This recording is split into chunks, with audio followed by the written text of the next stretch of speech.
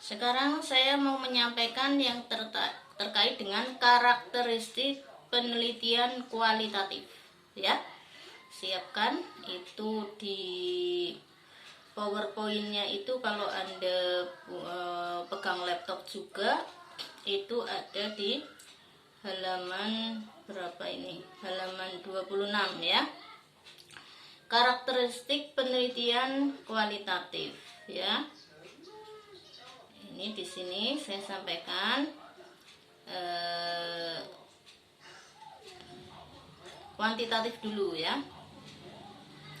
Penelitian kuantitatif. Ya, kuantitatif itu yang sering kalau secara mudahnya Anda pahami sebagai penelitian yang menggunakan angka-angka ya. Atau instrumen penelitiannya sudah dipersiapkan lebih dulu oleh peneliti. Jadi sudah ada pertanyaan dan jawaban yang sudah ditentukan oleh peneliti. Misalnya Anda membuat penelitian atau skripsi yang terkait di situ dengan penelitian yang ada jumlah angka-angkanya itu secara mudahnya, sedangkan secara luasnya sudah saya sampaikan pada definisi penelitian kuantitatif di pertemuan yang lalu ya. Terus bagaimana penelitian kuantitatif itu secara spesifik, saya sampaikan pertemuan kali ini. Yang pertama, desainnya dulu ya. Desain penelitian kuantitatif itu secara garis besar dibagi menjadi 3 di sini ya. Yang pertama A ya, itu desainnya memang spesifik, jelas dan rinci. Jadi penelitian kualitatif itu sebelum meneliti itu peneliti itu sudah mendesain dengan rinci, dengan jelas dan secara spesifik ya. Ini Mas Afif sama Mas Rian kemana, belum gabung, baru Mbak Putri videonya juga dimatiin ya. Nah, spesifik, jelas dan rinci ini ya. Jadi di situ spesifik, jelas dan rinci. Berarti di situ bahwa peneliti memang sudah menyiapkan dari awal ya, dari mulai proposal penelitian, artinya itu dari mulai judul penelitian, permasalahan penelitian, kemudian DO dari judul dan seterusnya, sampai kemudian sudah menyiapkan instrumennya ya, instrumen penelitiannya, termasuk di situ adalah sudah menyiapkan jawaban-jawabannya dan data-datanya juga sudah disiapkan secara lengkap dan rinci ya. Yang B, sudah ditentukan secara mantap sejak awal. Artinya itu penelitian kuantitatif ini sudah sejak awal bahwa saya mau meneliti tentang keaktifan mahasiswa Fakultas Dakwah dalam mengikuti perkuliahan online, begitu ya. Nah, keaktifannya itu sudah diukur lebih dulu ya, bahwa misalnya yang teraktif akan mendapatkan nilai 100 misalnya ya, mau pakai skala 100 misalnya. Kemudian yang sedang-sedang saja misalnya 60 ya, atau mau dibikin interval juga boleh. Yang paling aktif adalah 90 sampai 100 misalnya. Tapi kalau yang tidak begitu aktif misalnya intervalnya atau yang sedang-sedang saja itu 60 sampai 75 misalnya. Nah, terus kemudian yang tidak aktif berarti ya 0 sampai 40 misalnya. Nah, itu sudah disiapkan lebih dulu. Sudah sejak awal itu seperti itu, sehingga sudah tahu ukurannya itu ya. Yang C, menjadi pegangan langkah demi langkah. Yang ini tadi yang sudah kita tentukan, penelitiannya itu mau berbentuk seperti apa, langkah-langkahnya mau seperti apa, terus presentase penilaiannya itu seperti apa, terus ukurannya itu seperti apa, itu sudah ditentukan atau sudah yang akan menjadi langkah sejak awal penelitian sampai akhir. Ini ya, itu desain penelitian kuantitatif. Desainnya ya, ada 3 secara garis besarnya. Terus sekarang tujuannya. Nah, ini tujuan penelitian kuantitatif juga berbeda dengan tujuan penelitian kualitatif ya nanti ya. Nah, sekarang kuantitatif dulu. Ya, besok pertemuan yang akan datang kualitatif ya. Tujuan penelitian kuantitatif juga dibagi menjadi 3 ya. Yang pertama adalah menunjukkan hubungan antar variabel. Makanya ini jangan kaget ya nanti Mbak Putri terus dan yang lainnya itu yang yang sudah semester 5 yang mengambil mata kuliah ini, Mas Rian, Mas Afif itu ya. Itu harus bisa tahu tujuannya, tujuan penelitiannya. Terus kemudian juga nanti tahu ketika sedang menyusun proposal. Nah, ini antara lain ini dari tujuannya. Tujuannya itu penelitian kuantitatif yang A adalah menunjukkan hubungan antar variabel. Jadi makanya jangan, ini Bu, saya sudah ke pembimbing skripsi, katanya variabelnya mana? Loh, penelitian Anda itu apa? Kuantitatif apa kualitatif? Lah, kalau kuantitatif memang ada variabel-variabelnya. Makanya di sini juga menunjukkan hubungan antar variabel, tujuan pertama ya. Jadi memang harus ada variabelnya kalau penelitian kuantitatif ya. Yang B, menguji teori. Nah, bisa juga bukan penelitian yang menunjukkan hubungan variabel, tapi hanya sekedar penelitian yang bertujuan untuk menguji teori. Artinya apa? Artinya penelitian kuantitatif itu bisa dilakukan hanya sekedar teori yang sudah ada, yang sudah jadi, atau ilmu bahkan yang sudah ada, sampean teliti kembali, bener apa enggak sih? Itu namanya menguji teori. Ya, misalnya selama ini saya ya selaku dosen Fakultas Dakwah itu memiliki teori sendiri ya dari pengamatan ya yang saya lakukan selama menjadi dosen di Fakultas Dakwah. Nah, pengamatan saya menimbulkan atau menghasilkan sebuah teori dari saya sendiri bahwa mahasiswa Fakultas Dakwah itu bagus, sangat aktif dalam kuliah ya, proaktif itu ketika semester 1 sampai semester 4. Jadi cuma 2 tahun ya. Tapi nanti kalau sudah semester 5 itu mulai pada balelo, pada sekar PDW dan sebagainya. Itu kan teori saya gitu ya, karena saya mengamati selaku dosen ya. Tepan panang harus semester 5 mesti harus pada malas kuliah dan sebagainya. Apa mungkin karena sudah banyak kegiatan di luar menjadi anggota organisasi, atau sudah mulai paham lah ternyata mahasiswa kayak gue lah kepen aku proses aktif-aktif. Karena misalnya saya nggak tahu ya, saya belum melakukan penelitian jawaban dari mahasiswa. Cuma hanya saya menunjukkan teori tersebut hanya baru berdasarkan pengamatan atau observasi saya selaku dosen di Fakultas Dakwah selama ini ya. Nah, teori saya yang semacam itu membuat Mbak Putri misalnya ya merasa tersinggung. Aduh, apa ya Bu Tuti jangan-jangan ngawur, aku nggak terima ini. Terus kemudian melakukan penelitian. Nah, penelitian tersebut namanya menguji teori saya. Teori yang saya sampaikan diuji oleh Mbak Putri, kemudian dilakukan penelitian ya, disusun dari mulai awal sampai akhir. Antara lain misalnya apa, bahwa menurut Mbak Putri itu tidak seperti itu ya, tapi terus kemudian setelah diuji teori, oh ternyata betul. Itu namanya menguji teori. Atau hasilnya nanti tidak betul, wah Bu Tuti tidak betul, yang betul begini-begini. Itu juga menguji teori, ternyata teori saya salah gitu misalnya, boleh ya. Yang C adalah mencari generalisasi yang mempunyai nilai prediktif ya. Yaitu tadi generalisasi itu fakta keumuman yang tapi di sini masih mempunyai nilai prediktif, yaitu seperti yang saya sampaikan.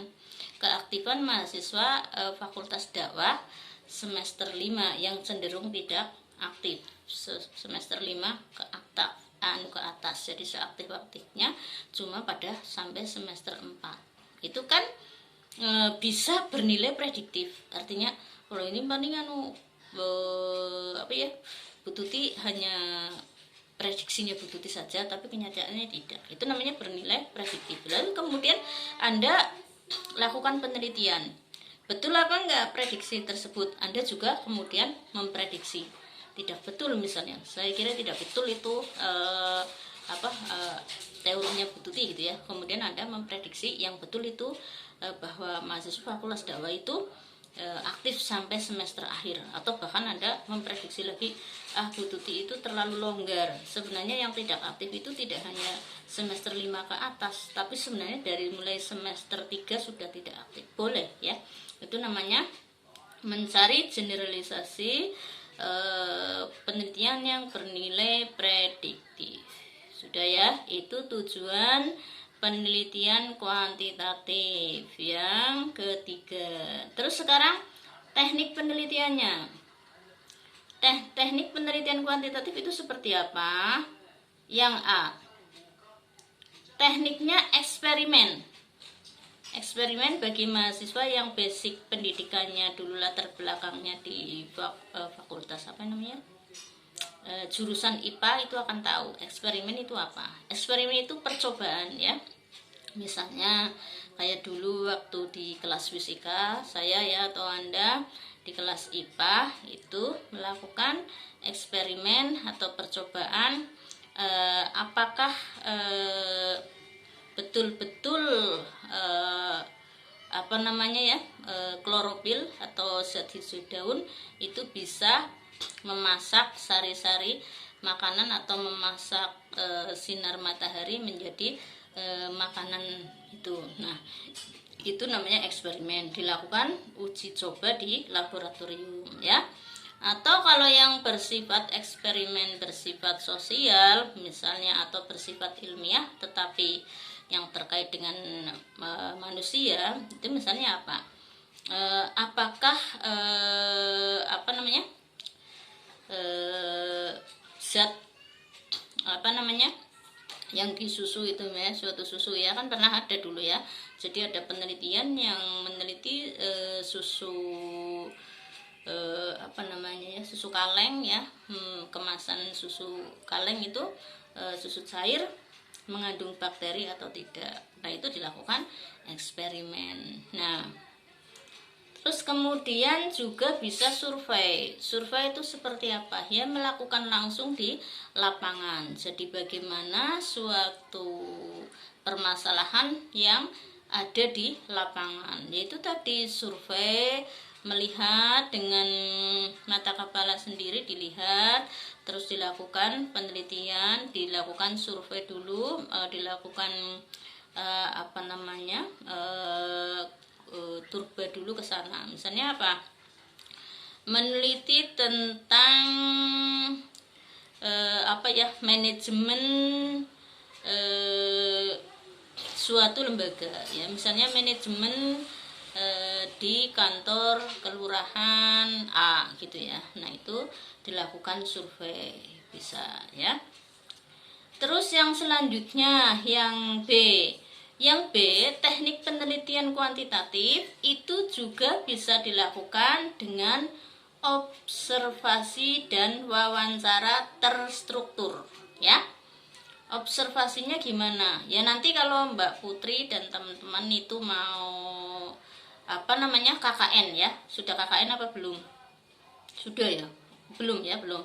Kalau dulu ketika belum kuliah daring, belum kuliah online, itu KKN betul-betul ke lapangan ya, jadi melakukan observasi lapangan. Itu sebagai media pelatihan supaya ketika kita menyusun skripsi bisa melakukan observasi itu. Jadi yang dimaksud observasi apa?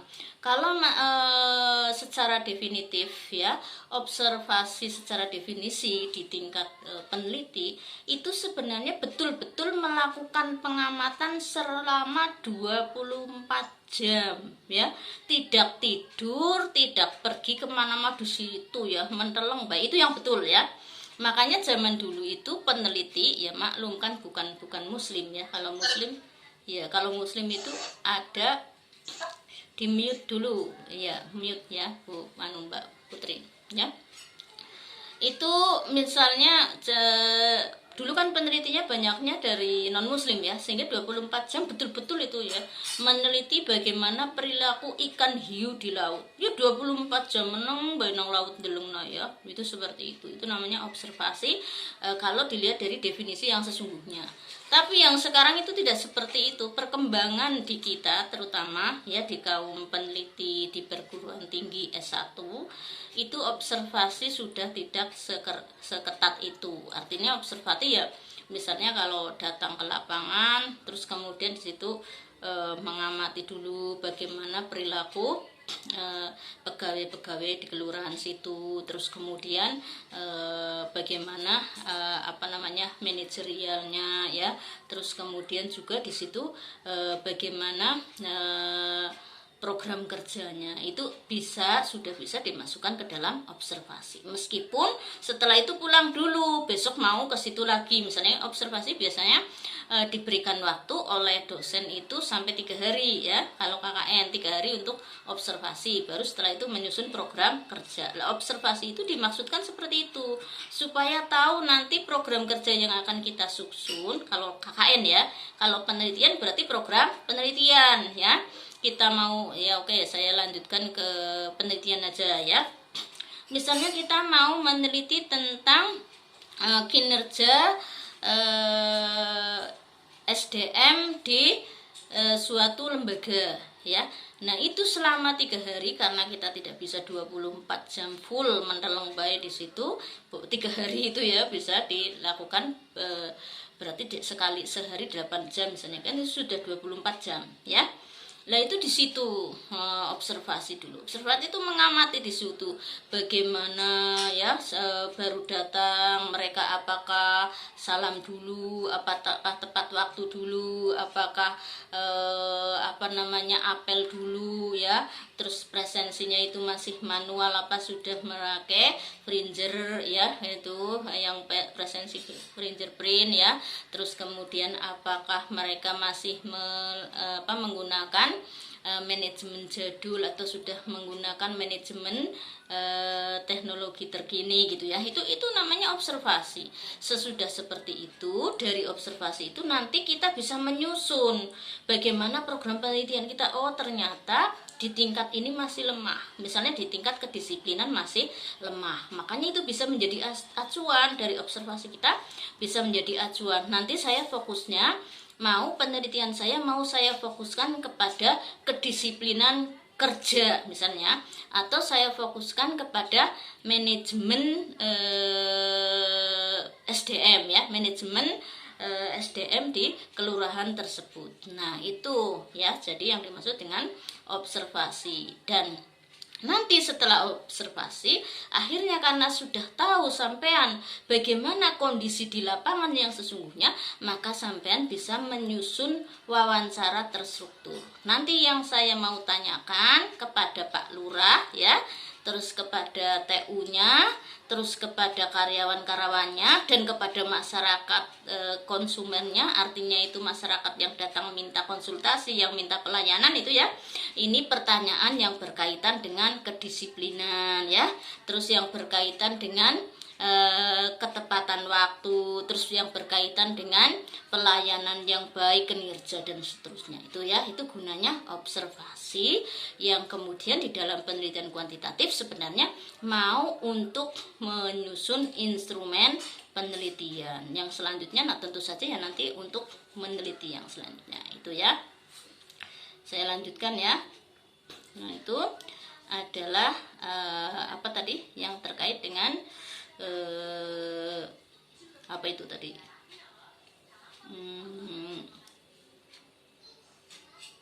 apa itu teknik penelitiannya ya. Nah sekarang instrumen penelitiannya ya, instrumennya bagaimana? Setelah kita tahu kita mau menyusun instrumen, kita bikin dulu instrumennya seperti apa. Nah ini ya, tolong, ini adalah penelitian kuantitatif ya. Jadi besok yang kalau skripsinya mau kuantitatif, dengarkan ini baik-baik dari awal sampai akhir ya. Yang pertama, instrumen penelitian. Kayaknya Mbak Putri sing ngarep nganggo kuantitatif ya, sing ahli matematika biasa ngitungi jujur kang warung ya. Oke. Terus selanjutnya, instrumen penelitian itu secara garis besar dibagi menjadi dua ya. A, bisa berbentuk tes. Ya, tes itu artinya apa? Itu loh apa? Question, yang di situ question itu sebenarnya sudah terbukti ada jawabannya ya, gitu, yang sudah ditentukan, itu namanya tes ya. Kayak yang biasa guru Mas Afif, guru apa Mas Rian itu ya, itu kan sudah biasa tes. Nah, itu semacam itulah bentuknya ya. Yang selanjutnya juga bisa berbentuk angket. Jadi sampean susun dari rumah angket, tapi karena ini adalah penelitian kuantitatif, maka kemudian angketnya sudah disusun berikut jawabannya ya. Beda dengan instrumen penelitian pada kualitatif. Jadi angketnya itu sudah dijawab, misalnya begini, Anda datang ke kantor pada pukul berapa gitu ya. Di situ ada tulisan jam 7 ya. Sampai di kantor jam berapa? Jam 7 tepat WIB ya. Terus lebih dari jam 7 atau jam 7.30 ada di antara jam 7.30 sampai jam 9 itu misalnya. Sampai sudah tentukan dulu itu angketnya, ada jawaban-jawaban seperti itu. Nah, penentuan ini tentunya juga sudah dilihat dari disesuaikan dengan waktu observasi tadi ya. Ketika observasi kan di lapangan sudah tahu, dilihat ya. Di dalam observasi itu sudah ada peraturan dari lembaga, dari kantor kelurahan tersebut, bahwa jam 7 itu ada jadwal apel pagi ya. Makanya di situ sampean memakai itu standar jam 7. Berarti kan kalau jam 7 sudah sampai ke kelurahan, berarti kan sudah disiplin gitu ya. Lah, tapi kalau lebih dari itu berarti tidak disiplin, karena melewati batas apel tadi, batas yang paling sesuai dengan buka kantornya atau apel paginya itu ya. Angket yang sudah disusun jawabannya juga. Terus yang selanjutnya, bisa juga tidak berbentuk angket tapi berbentuk wawancara terstruktur. Nah, itu wawancara. Kalau wawancara itu sampai datang ke sana bertanya, Bapak, kalau Bapak berangkat itu dari rumah jam berapa, Pak? Jam 6 pagi. Loh, memang rumahnya di mana, Pak? Itu wawancara ya. Karena terus terstruktur ya, sudah ditulis dari rumah. Nah, terus sampai sini jam berapa, Pak? Ya, misalnya ya jam 7 lebih loh.